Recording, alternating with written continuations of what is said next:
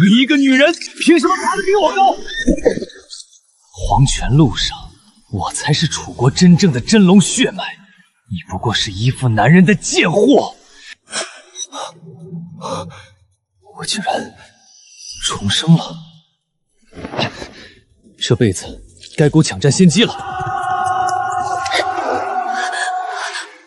皇兄，我怕。滚开！别挡了姑的青云路。江玉不曾发现我在他眉间点了一道红痣。江玉不知道，他这副样子像极了燕王萧厉的白月光。这一世，我要让你尝尝被当成玩物依附他人生存的滋味。还有漏网的，杀了！我是楚国太子，你们谁敢？江玉，你以为说出楚国太子的身份就能苟活？皇上，此人自称楚国太子，请王上发落。太像了，这眉眼，这神态，简直是阿纪转世。阿纪，别碰我，皇兄！你以为只有你重生了吗？好戏才刚刚开始。我不仅要让你活，还要让你风风光光的沦为玩物。我不仅要让你活，还要让你风风光光的沦为玩物。贱人，都是贱人！与其被魏人糟践，不如用血给楚国留个清白名声。我去找了江玉，他是父王唯一的儿子，楚国的太子，他定有生路。果然，他在御花园摸索密道机关，那是只传给楚军的退路。他将我推给追兵后，我被带到萧厉面前。萧厉需要一个安抚楚民的花瓶，而我恰好是楚国公主，所以我活了下来。但我不要做花瓶，我要做执旗的人。齐国此言名为交好，实则借道伐古，皇上不可不防。哈哈哈哈！阿斯若是男子，当拜上卿。重来一世，我看到的不再是这四方宫阙，而是整个天下的玉图。看来这魏王也是个识时务的，知道本太子留着有大用。姜思这个蠢货，还以为能抢我的风头。楚国太子很好，把他们带回大营，传寡人令，任何人不得伤他一根头发。阿喜，是你回来了吗？这一次，我绝不会再让你从我身边逃走。江玉，你口口声声说女人依附男人就能活，这一世我就让你亲身体验一下依附他人生存究竟是何等滋味。我看你这真龙血脉能在这囚笼里熬上几天。听说了吗？昨晚带回来的那2个楚国余孽，待遇可是天差地别。可不是嘛，这个当妹妹的被扔到咱们这冷宫一样的偏院，连个伺候的人都没有。可那个当哥哥的楚国太子，可是被直接接进了内廷。你们懂什么？重要的是，王上把七皇阁赐给他住了。七皇阁，那可是当年慕容公主住过的地方。慕容姬，萧厉年少时的至交好友，江玉住进七皇阁，这就意味着你彻底打上了替身的烙印，这辈子都别想翻身了。那位厉贵妃和刚入宫的楚国太子生得真像。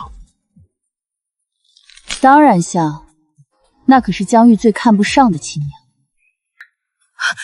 四儿，你怎么在这里？你见到阿玉了吗？你怎么还有脸活着？就这么贪生怕死？你若一根白绫随父皇去了，还能留个贞烈名声。还有你，放着生路不走，偏要跳进这火坑，想学他靠脸皮换锦衣玉食。我们不过一介女流，自然比不得皇兄。能入魏王倾慕，是皇兄的本事。那当然，魏王说他现在最缺的就是我这样有真才实学的人。等我得了他的信任，权倾朝野，复兴楚国也不是难事。才学？他没有注意到萧厉看他时那看着故人影子的眼神吗？他怕是恨不得将他永远困在这宫里，做一辈子慕容姬的替身吧。不过他这替身倒是真好用，前世我寻不到的突破口，终于被你亲手送到了我面前。前世我寻不到的突破口，终于被你亲手送到了我面前。上一世我并非没有反心，只是萧厉太过缜密，我在他眼皮底下始终寻不到破局之计。直到我发现他唯一的软肋便是早已逝去的慕容姬，于是我开始秘密寻找江玉。可当我终于找到他时，他却已经容貌尽毁。重来一次倒是省了我寻人的功夫。玉儿，你怎么在这里？臣来与妹妹说说话。臣这妹妹孑然一身，实在可怜。陛下仁厚，不如为她指一门亲事，也好让她有个安身之处。你定便是，你想许给谁？臣看降做少府张大人就很妥当。张弼年过50旬，体态臃肿，府中强掳的民女不知凡几，我胃里涌起一阵恶心。我爬得越高，江玉就越嫉妒。好，既然是喜事，不如在庆功宴上宣布，也让众人沾沾喜气。届时还有一桩与你有关的喜事，一并昭告。谢陛下隆恩。喜事，怕是要在宴上将他这位前朝太子名正言顺地困在身边，做一辈子的故人替身吧？江玉这个蠢货，竟真以为那是青云路？我怎会生出这么个蠢货？人家那心思就差写在脸上了。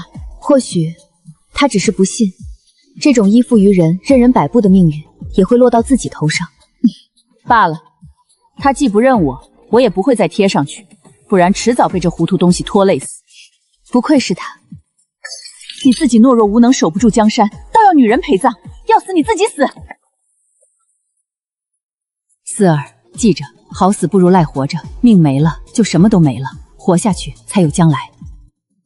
我懂，但我不愿只求苟活。皇兄的太子妃如今在赵将军府上吧？若庆功宴那日，他亲眼瞧见旧人换了新主，不知还有没有心思管我的婚事。我就知道你这丫头从来就不是池中之物，我帮你就让那些把我们当玩物的人瞧瞧，蝼蚁巨鲨也能吞了他们的金殿。江玉，你以为萧丽是你的青云路？3日后的庆功宴，我要你亲眼看看什么叫从云端坠入泥沼。我要你亲眼看看什么叫从云端坠入泥沼。陛下，臣以为可先从河东调粮应急，并令漕运司催促南方粮船。只是河东今年欠收，强征粮草，恐生民怨。可边关战事吃紧，粮草断不得。陛下，不如裁撤后宫冗员，省下的钱粮先充军饷。何须这般麻烦？依我看，直接让边民7日不食，省下的便够军粮了。哎呀，朕的玉儿心思纯直，甚是有趣。贱人，你竟敢苟活至今！说，这孩子是谁的？荡妇！楚国女子的脸都被你丢尽了。陛下，这是臣的女人，请将她归还给我。若魏国如此折辱贤才，恕臣。这些日子，朕对你这么好，你真当是看中你那点可笑的才学？是啊，是因为你的脸，这张脸像极了朕此生最亏欠的人。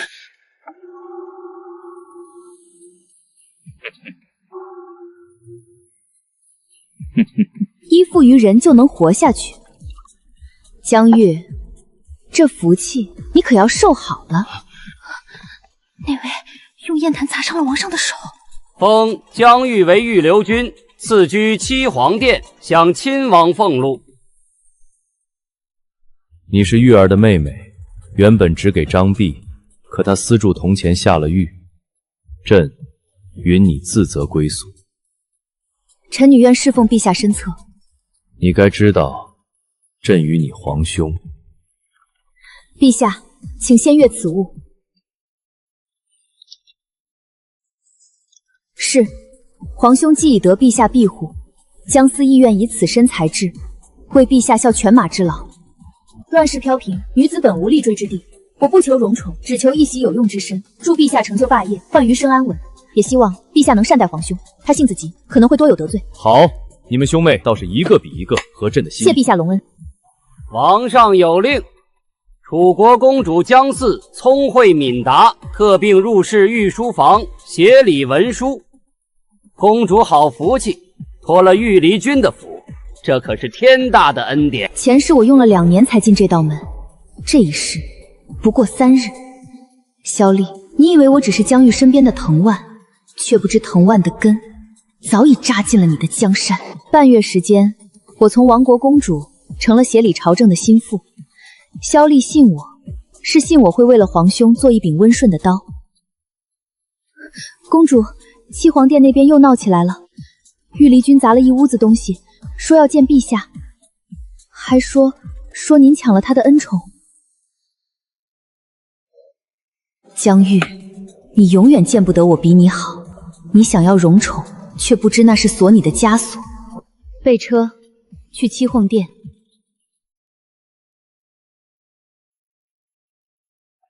备车，去七凤殿。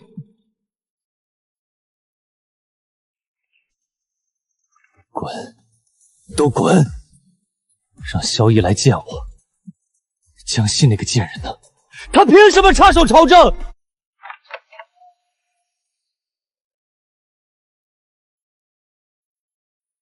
皇兄，你闹够了吗？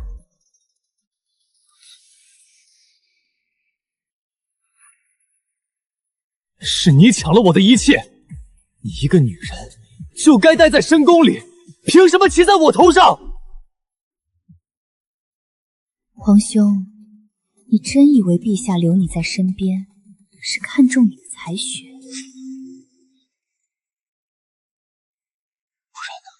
陛下宠的从来不是你江玉，是这张像慕容记的脸，是你这副皮囊，你不过是个玩物。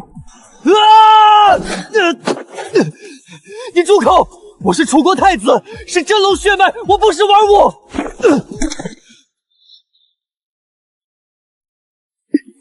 楚国早已亡了，你骂我依附男人生存，可我起码能定名声、掌钱粮，堂堂正正站在阳光下。你呢？靠着一张别人的脸苟活在金丝笼里，你比我高贵多少？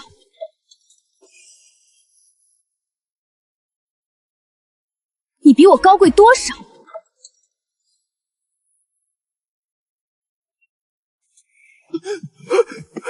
陛下，他胡说！我不是替身，我不是替身。阿四，你太过了。陛下恕罪，臣妹只是一时心急，想点醒皇兄。他这般胡闹，臣妹身为妹妹，实在不忍看他如此沉沦。玉儿，你确实该反省了。若再不知好歹，朕也不会纵容。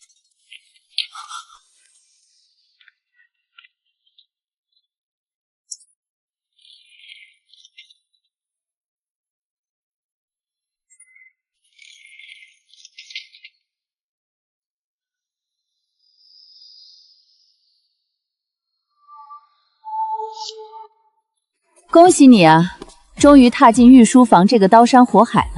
只是这地方看着是青云路，实则是刀山火海。萧丽是什么人，你比我清楚。我清楚，这一世我不仅要走过去，还要把这刀山火海掀个底朝天。你要的东西，户部尚书李松这些年贪墨的账目、私产、金银，一笔不差，全在这儿。不过3日，竟查得这么细，没惹麻烦吧？没惹麻烦吧？麻烦？这是李松府里的妾室亲手送出来的。那老东西宠妾灭妻，把刚产子的姑娘打了个半死，扔进庄子。那姑娘恨他入骨，这东西他藏了3年。男人总以为女人见识短，是随手可弃的物件，他们不知道，越是踩在泥里的人，扎起刀子来才越狠。赵婉，我不只是想复仇，我想给天下的女人开一条活路。我知道，我也想看看咱们这些蝼蚁能不能吞了他们的金殿。江玉眼里的福气，我们不稀罕，我们要的是自己握住生路。这第一步，就从户部漕运撕开这魏国的口子。这第一步，就从户部漕运撕开这魏国的口子。前世我只盯着龙椅，却从未看清这人间疾苦。这一世，我要改的不仅是朝代，更是这吃人的规矩。公主，请随我来，皇上已经在御书房了。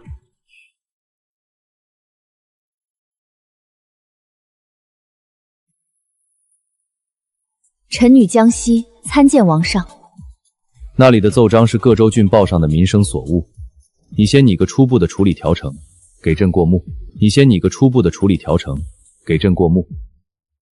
皇上，河东郡去年秋收报的是大熟，且向朝廷缴粮10万担，不过半年却说干旱要开仓，臣女不明。你倒是比朝堂上那些只会喊仁政的老臣清醒得多。按你说的拟条陈吧。江西，你皇兄说你只会依附男人生存，依朕看，他那双眼还不如盲了。臣女不过读了几本书，懂些粗浅道理。皇上，御刘军闯进来了！你把他叫来做什么？一个女子懂什么朝政？别让她污了御书房！怎么了？谁惹我们玉儿生气了？赶他出去！他心思歹毒，迟早害了你。他心思歹毒，迟早害了你。皇兄，臣女是奉旨办事，若皇兄看不惯，臣女告退便是。站住！你少装模作样，不就是想借势爬到我头上吗？你永远只能在我脚下。皇兄误会了，臣女如今能为王上分忧，也是替皇兄分忧，不是吗？看你妹妹比你懂事，乖，去偏殿吃桂花糕。第一步成了，魏国的朝堂我进来了。这1个月，你处理的政务竟挑不出半点错处。臣女不过是尽心办事，不愿辜负王上信任。朝堂那些老臣在背后骂我是皮姬司臣的妖女，他要这种刀，我便活成这种样子。李松，明日码头10万两。李松，萧丽的心腹，前世我在漕运上栽了跟头，这一世我要你这颗钉子先断，这一世我要你这颗钉子先断。按计划行事。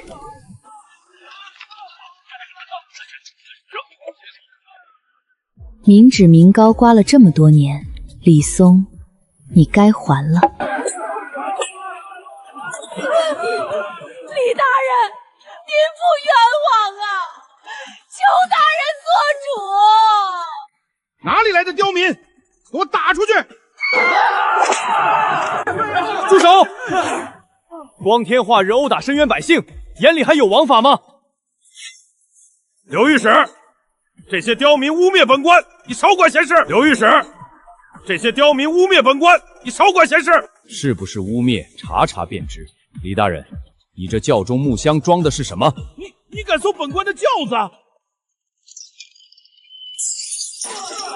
李松，你贪墨民脂民膏，人赃并获，还有何话可说？第一颗钉子拔了。李松勾结盐商，贪墨漕运银两，私占民田，铁证在此，请王上圣裁。臣等复议，李松罪大恶极，动摇国本，中饱私囊，坏朕江山。李僧，你该死！传朕旨意，李僧革职，抄没家产，押入天牢，秋后问斩。押入天牢，秋后问斩。李松倒台，你倒是功不可没呀。王上谬赞，臣女不过是恰巧得了些证据，为民除害，不敢居功。恰巧，朕听闻蓝教的百姓是你找的，账目也是你递给刘御史的。百姓确实有冤，臣女只是指了条活路。李松贪的是朝廷钱粮，毁的是王上的霸业，臣女进入御书房便不能坐视不理。你说的对，感动朕的东西就是死路一条。如今户部尚书空缺，依你看谁合适？人事任免乃国之大事，臣女不敢妄言。臣女只知谁能替王上守好钱袋子，谁能让百姓有口饭吃，谁就合适。好，那就按朕的意思办。若非公主深谋远虑，我等寒门子弟哪有出头之日？李松已除，户部已定，魏国的钱粮命脉现在有一半握在我手里了。魏国的钱粮命脉现在有一半握在我手里了。公主，求您去一趟七皇殿吧，御刘军又闹起来了，甚至抓伤了王上。又是因为何事？这御刘军见王上整日与您在书房议事，心中不忿。带路，可惜萧卫嫉妒纵容是有底线的。你走，去找你那个能干的江西啊！玉儿，朕处理公务自然要与他商议，你与他岂能相提并论？我不管，你要是不把他赶走，我就死给你看！皇兄，你闹够了吗？你还敢来，贱人！我要杀了你！皇兄，看看你现在的样子，你曾是楚国的储君，如今天天在这里砸东西撒泼，像个争宠的玩物，你不觉得丢人吗？你不觉得丢人吗？你闭嘴！王上，臣女言语冒犯，还望恕罪。只是皇兄这般胡闹，实在有损王室颜面。你说的对，让他自己反省。阿四，随朕去书房，有要事商议。江玉，这福气才刚开始，你就受不住了吗？你刚才对玉儿说的那些重话，就不怕她记恨你，不怕她回头在朕面前诋毁你？臣女是她的亲妹妹，断不能看她这样沉沦下去。若她记恨能让她清醒，臣女甘愿受着。且王上圣明，定不会听信那些争风吃醋的谗言。哼，你看看这个，河道衙门送来的。皇上，黄河水情危急，必须立刻加固堤坝，疏散百姓。迟了便是灭顶之灾，迟了便是灭顶之灾。河道官员说只是水位上涨，往年也有，你是不是太危言耸听了？皇上，臣女看过近30年的水文记录，今年以降水之烈，堤坝之残，往年根本不可比拟。这不仅是百姓性命，数十万流民若暴动，必会动摇王上的江山根基。依你看，当如何？第一，调拨钱粮，立刻加固险断堤坝；第二，疏散低洼百姓，储备粮草；第三，严查贪墨治河想象的官员；第四，从江南预调粮入仓。这些都是你自己想出来的？臣女博览群书，曾听父王议论过水患，故有此推演。好，就按你说的办。朕命你成立治河衙门，总领沿岸事务，沿途官员接受你节制，凡有违抗或贪墨者，准你先斩后奏。臣女领旨，定护百姓周全，若有半分差池，臣女提头来见；若有半分差池，臣女提头来见。萧丽，你给了我生杀大权，你以为这是恩赐，却不知这正是我扎向你江山深处的第一条根。皇上，这幅字臣练了许久，您瞧瞧像不像？像，玉儿写的自然是极好的。江玉，你为了讨好他，连骨气都不要了，还自诩复兴楚国，真是可笑。这邺城是你的牢笼，却是我布局天下的起点。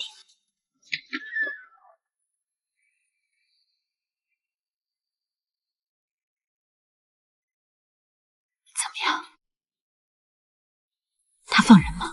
准了，3日后启程去河西，便宜行事之权，5万当粮，10万两银，500护卫。好，终于能离开这处处是眼线的鬼地方了！终于能离开这处处是眼线的鬼地方了！赵婉，此行不仅有萧丽的眼线，更有地方世家虎视眈眈，你当真要跟我走？这是赵拓醉酒后打的，在他眼里，我是祸水，是玩物。当年我带姐妹们冲出火海，不是为了换个笼子住，我要跟你走，把那些被践踏的女子都聚起来，我要让这天下的男人看看，女人从来不是附属品。好，我们一起走。江玉，你以为我失势被逐，却不知这是海阔凭鱼跃。邺城，这囚笼我走出来了，这乱世该我执笔了。林州，萧逸最忠心的眼线，你只管写，写我如何恭顺，写我如何思念皇兄，写我如何思念皇兄。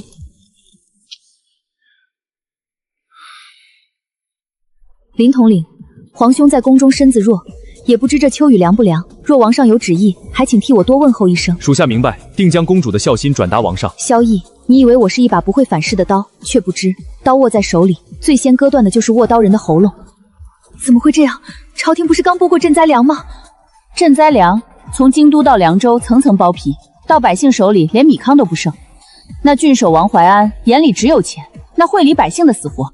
臣河西郡守王怀安恭迎公主殿下。臣已备下接风宴，请殿下入府。接风宴就不必了。王郡守，本宫问你，王郡守，本宫问你，陛下拨下的3万担赈灾粮去哪儿了？殿下，河西灾民实在太多，早已发放到各县，实属杯水车薪呐。是吗？那为何流民手中1粒米也没有？你王郡守却能吃得脑满肠肥，还有闲钱办宴席？殿下冤枉，定是下属办事不力，臣这就严查。不必查了，林统领，陛下赐本宫便行事之权，5品以下先斩后奏。王怀安克扣赈灾粮，置百姓生死于不顾，即刻革职，拿下收押。我是太原王氏子弟，你敢动我，陛下也不会放过你的。太原王氏，别说你是旁支，就是嫡子，敢动百姓的命，本宫照样杀。拿下，若有反抗，格杀勿论。堵上他的嘴，带走。王怀安，你是第一个，这河西的天该变了。王怀安，你是第一个，这河西的天该变了。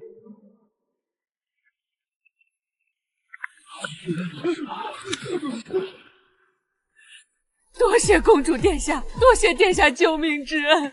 我们已经3天没吃东西了，殿下就是我们的再生父母啊！这些高高在上的官员只知中饱私囊，何曾看过百姓死活？大家都起来吧！我奉魏王陛下之命前来河西赈灾，有我在1日，便不会让大家饿死、冻死。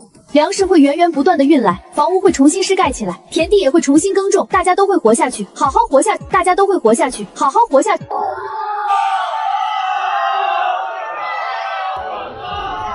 哈哈哈哈哈！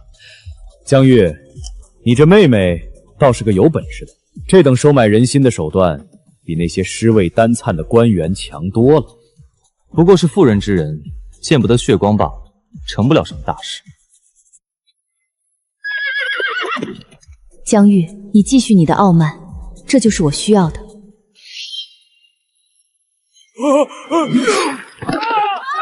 王怀安倒了，这河西的第一步我站稳了。这些财物一分不动，全部拨发灾民，整治水患。林统领，你带人核查账目，肃清贪官，凡有同流同污者，严惩不贷。属下领命。婉娘，辽民中那些无依无靠的女子交给你了。放心，我最懂他们的苦。放心，我最懂他们的苦。殿下，我苏锦的命是您给的，从今往后水里火里绝无半句怨言。愿为殿下笑死！我不要你们笑死，我要你们为自己活。从今往后，你们不再是谁的附属品。女子能顶半边天，男人能做到的，我们一样能行。公主治下河西大治，万民归心。此等奇女子，实乃大魏之幸。河西已是我的囊中物，但这只是个开始。念叨我，他是怕我抢了他的风头，睡不着觉吧？臣女须督促春耕，为陛下固守粮仓，令寻得暖玉秦针一份，送与皇兄抚琴消愁。令寻得暖玉秦针一份，送与皇兄抚琴消愁。哈哈哈哈哈哈！这丫头倒是懂事的让人心疼。萧丽和江玉真是两个蠢货，被你玩弄于股掌，还觉得自己捡了宝。河西已稳，开春后我们南下去蜀地。殿下保重，殿下一定要常回来看看。萧丽，你靠戏剧冲突震慑天下，却不知水能载舟，亦能覆舟。入蜀月余，公主日日游山玩水，查看农桑，无半分异动。林州，你看到的只是我想让你看到的。林州，你看到的只是我想让你看到的。蜀地眼线极多，慕容公主的余部都被盯得死死的。我们真要动，慕容系是萧映唯一的软肋，只有在这里，我才能找到一击致命的机会。这里多山易守，物产丰饶，拿下蜀地的经济命脉，我便有了起事的底气。楚国亡国公主的身份，就是我在这里最好的敲门砖。既然大家都恨萧丽，那便是盟友。殿下，姐妹们都记着为君屠城的恨，只要您一句话，记在心里，手里的活别停。这些女工大多是蜀公旧人，她们的恨是我在蜀地埋下的第一批火种。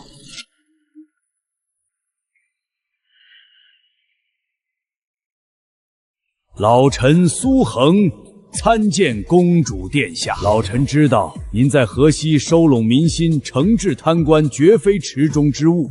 您与萧丽有仇，我们是一路人。既然打开天窗说亮话，我想知道你们是想复州兴蜀，还是只想报仇？蜀已亡，老臣只想让蜀地百姓少受苛捐杂税之苦，杀暴君，报血仇。若殿下能救万民于水火，老臣愿蜀中旧部，誓死效忠。太傅请起，江西定不负所图。这是为国驻军的布防，这是暗哨，这是世家私藏的粮草。有了苏太傅，这蜀地的江山已在我掌中一半。有了苏太傅，这蜀地的江山已在我掌中一半。阿姐，只要你开城，蜀国依旧是你的。这是公主绝笔，她劝萧丽莫要滥杀，可萧丽却变本加厉，把所有的愧疚都变成了偏执的折辱。萧丽，你这一生追逐影子，却从未听懂他真正的求索。这份遗书，就是我刺向你心口最锋利的一把刀。殿下，如今蜀地的盐路、茶道、织坊已尽在掌握，魏王府内安插的人手也已就位。待了略2年，蜀地的命脉已被我握在掌心。萧丽，你只看到上缴的税收翻了倍，却不知我在你后渊埋下的炸药足以把你炸得粉碎。却不知我在你后渊埋下的炸药足以把你炸得粉碎。皇上已有半年不曾亲政，整日陪那玉罗军嬉闹，大魏危矣！殿下，皇上急旨，齐国在边境蠢动，朝堂议论纷纷，皇上命您即刻返回邺城，共商大计。江玉啊江玉，你笑话女人依附男人，你自己却靠模仿一个死人苟活，你活成了一个笑话，而我活成了他的救命稻草。传令下去，3日后起身回都。2年了，这张网已经织球。萧丽，我回来了。殿下，这是蜀地旧部名册，以及驻军布防图、关隘地形图，10万旧部随时听候殿下调遣，赴汤蹈火，在所不辞。苏太傅放心，此去邺城，必不负蜀地，不负苍生。萧厉的末日不远了，萧厉的末日不远了。殿下，这些世家买通官员，克控住处，简直目无王法，请准许属下上报王上。不必，他们越是跳脚，就越是心虚。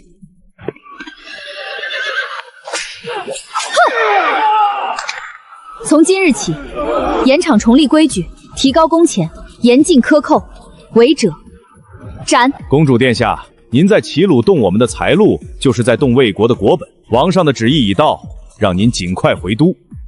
王上的旨意是让我酌情处理，而我的处理方式是：李家私通齐国，贩卖官体，王家透税100万，暗养私兵，这些是你们府里的夫人、女儿亲手送来的罪证。这些是你们府里的夫人、女儿亲手送来的罪证。林统领传王上手谕，谋逆世家，满门抄斩，家产充公，盐铁收归官营。殿下，齐鲁盐铁已尽数收归，赋税比往年翻了3倍，盐工们已全数安顿。守好这里，齐鲁的命脉以后握在你们手里。河西、蜀地、齐鲁，魏国最肥美的3块地，都已入我囊中。走，回邺城。离开3年，魏国的天已经变了。萧厉，你以为脚下的土地依然稳固，却不知早已被我掏空。你以为我是你最听话的刀，却不知刀锋已对准你的喉咙。你以为我是你最听话的刀，却不知刀锋已对准你的喉咙。王上为了哄那位御离君开心，又在盖新宫殿了，赋税一家再加，还到处抓没面向那位慕容公主的少女入宫，这日子没法过了。萧厉，你这曾经的枭雄，终究因这份执念彻底沉沦，步入毁灭，而我只需在后面轻轻推你一把。这座城困住了我的前世，也见证了今生的蛰伏。现在，我带着掀翻天下的力量回来了。臣女参见王上。阿西回来了，这3年你打理3地，上缴赋税，居首功，辛苦了。上缴赋税，居首功，辛苦了。为陛下分忧是臣女本分，不敢居功。3年不见，你越发沉稳，比朝中那些尸位素餐的大臣强得多。陛下，他不过是耍些小聪明，女子干政成何体统？您可别被他骗了。好，好，好，都听你的。日后不让他到处跑了，你就留在邺城处理琐碎政务，省得让玉儿烦心，如何？哼，如此甚好。臣女领旨。蠢货，你以为赢了，却不知萧厉亲手把掌控朝堂的根基递到了我手里。户部钱粮，工部营造，吏部任免，这些琐事才是我蚕食权力的真正阶梯。萧厉，你终究是小瞧了女人。四儿，成了。四儿，成了。萧厉果然让你留在邺城处理政务，这3年的布局没有白费。是啊，新柴已经备好，只差最后一点火星了。接下来该怎么做？借理政之机，夺朝堂之权，联络不满的大臣，安插我们的人，渗透禁军。我要让全天下看看，女子也能执掌权柄，定鼎江山。江玉、萧志，你们的好日子不多了。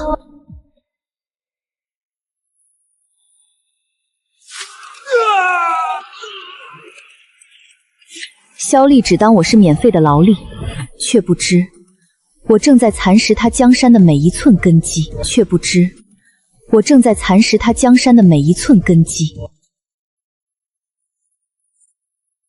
王上，龙体只是虚耗过度，需静养。陛下，喝口茶。江玉以为等萧厉死了，他就能登基，他不知道自己也早已中毒，命不久矣。回到邺城1年，朝堂、防卫、州郡尽在我掌握中，万事俱备，只欠火星。这火星很快就要来了。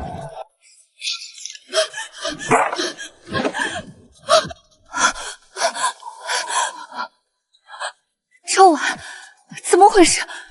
是谁干的？周婉，怎么回事？是谁干的？赵托，那个畜生，他把我送给了他的副将。那个畜生把我关在府里打了3天3夜，不止我，当年从楚国逃出来的姐妹，还有那些被我们救下的女子，她们都被当成物转手的打死，又自尽了。在他们眼里，我们连条狗都不如。前世今生的恨，被推入敌军的绝望，在魏公蛰伏的隐忍，都在这一刻彻底爆了。江西，你当年说的话还作数吗？你说要给天下女子一条活路，说蝼蚁拒杀也能吞了金殿，作数。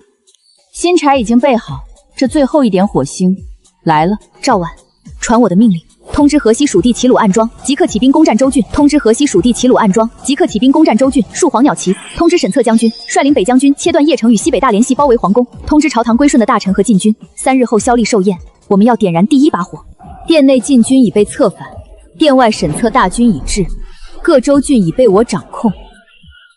萧厉、江玉，这场寿宴就是你们的断头宴。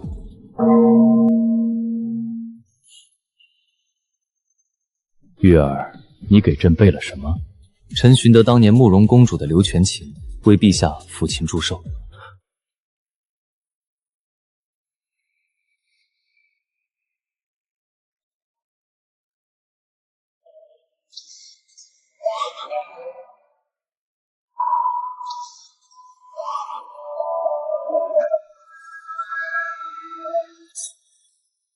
护驾！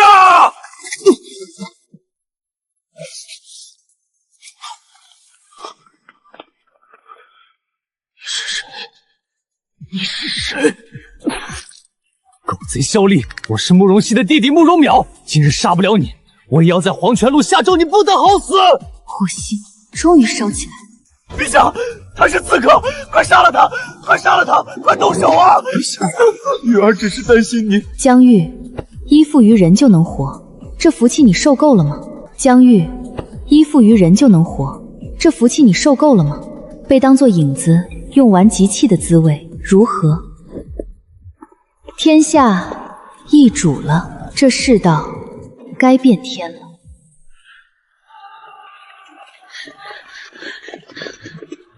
齐国大军已逼近，城里彻底乱了。既然出来了，就再也别回头。走，这条道通往城外10里坡。烧干净这吃人的魏都，咱们不待了。魏国的铠甲下早已是我的人。萧逸，你以为你拥有一切，却不知你连自己的命都守不住。萧逸，你以为你拥有一切，却不知你连自己的命都守不住。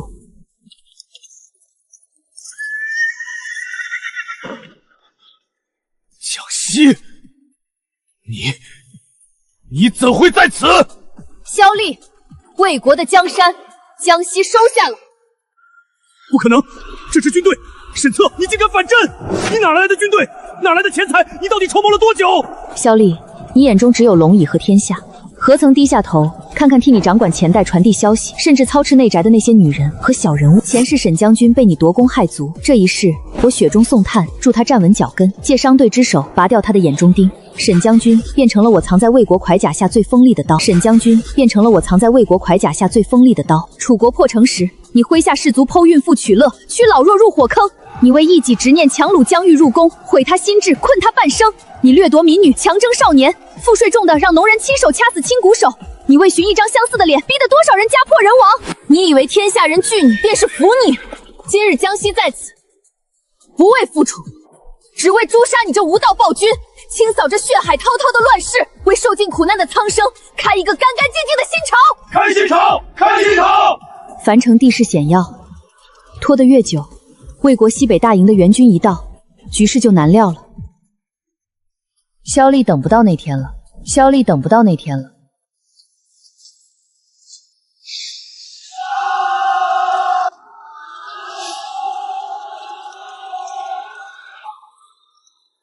萧厉，你还能撑多久？你已经病入膏肓，还要靠虎狼之药强撑，是怕将士们知道他们的王已经是个快死的纸老虎了吗？胡说八道，给朕放！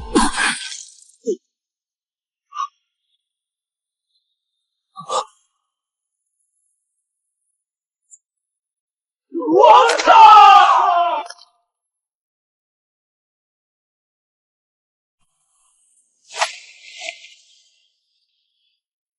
我终于走到了这里，我终于走到了这里。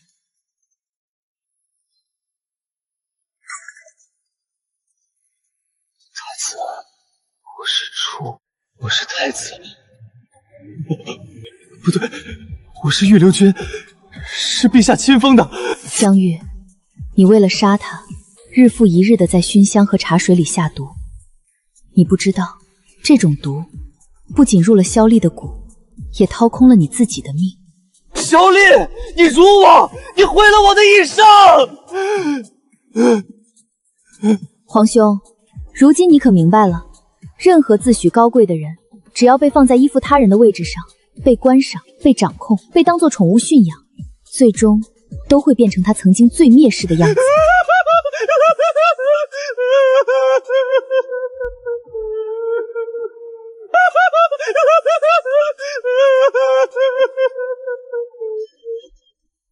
魏公的噩梦结束了，我的路才刚刚开始。自今日起，改魏为陈，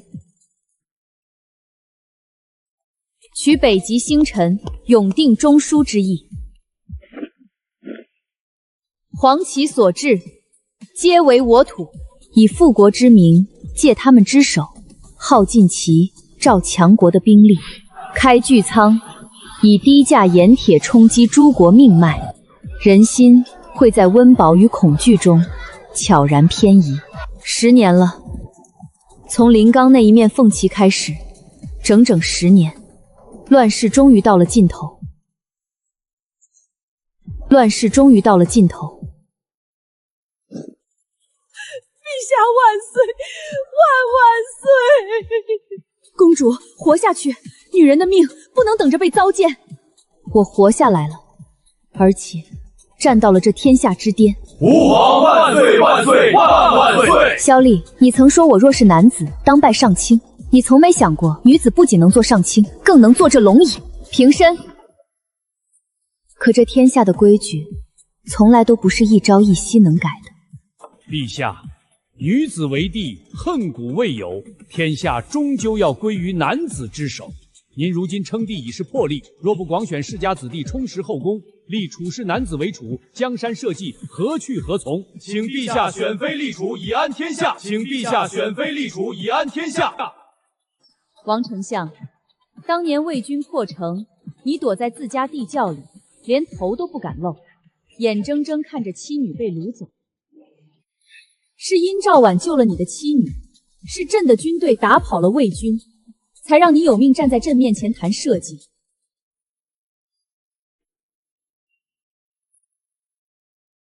朕的江山是朕带着人一刀一枪打下来的。朕的天下，女子能从军入仕，能自己做主生死，凭什么到了朕这里就要找个男人来继承？至于皇嗣，轮不到你们智慧。再有逼朕立储者，以谋逆论处；再有逼朕立储者，以谋逆论处。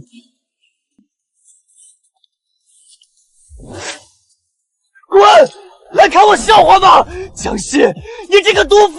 皇兄，外面那些老臣想拥立你做皇帝，他们说你是真龙血脉，比朕更配做龙椅，你想做吗？真龙，我不是真龙，我是影子，我是陛下的御灵君。都查清楚了，王辉联合了禁军副统领和楚国旧臣，打算在祭天大典发难，杰出疆域，立他为帝。他们打算什么时候动手？天坛焚香之时。陛下，需不需要提前拿人？陛下，需不需要提前拿人？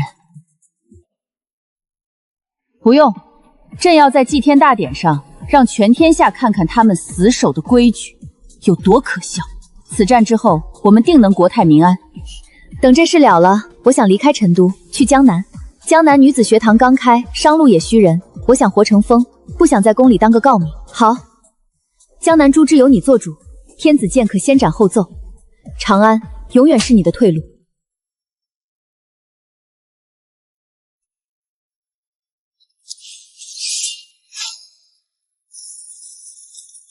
奉天承运，皇帝诏曰：江西披棘私臣窃据帝位，祸乱朝纲，处是真龙血脉在此。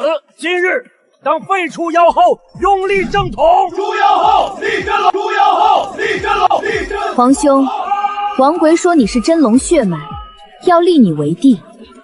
这个位置，你要坐吗？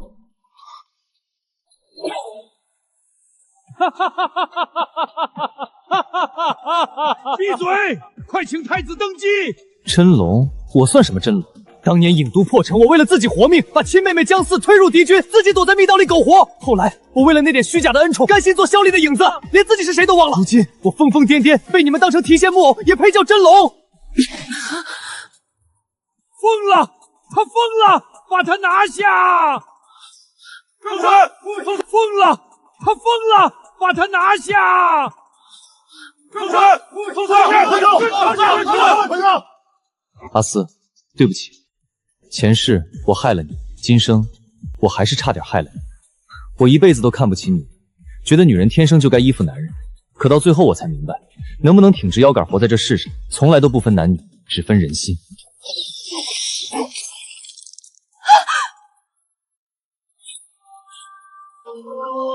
阿四，这天下是你的，别让我们这些人脏了你的路。前世今生的恩怨，那些恨，那些怨，在这一刻彻底散了。他欠我的，用命还了，而我也该付放下了。他欠我的，用命还了，而我也该付放下了。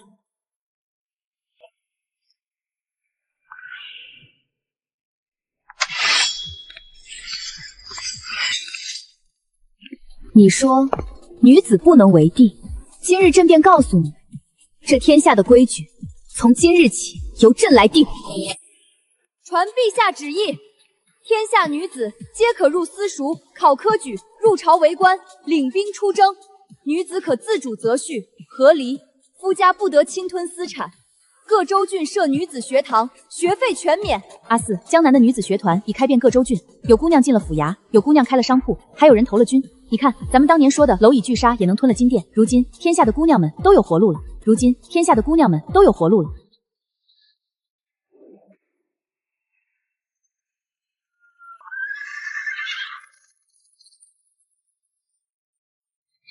20年前，魏军在这里踏破城门，父王砍杀嫔妃，江玉将我推入敌军，说依附男人才是福气。我从地狱爬出来，不仅是为了复仇，更是为了让天下的女子都不必再走我当年的老路。女子从来不是谁的附属品，她们可以活成风，活成火，活成任何她们想活的样子。乱世终了，太平已至。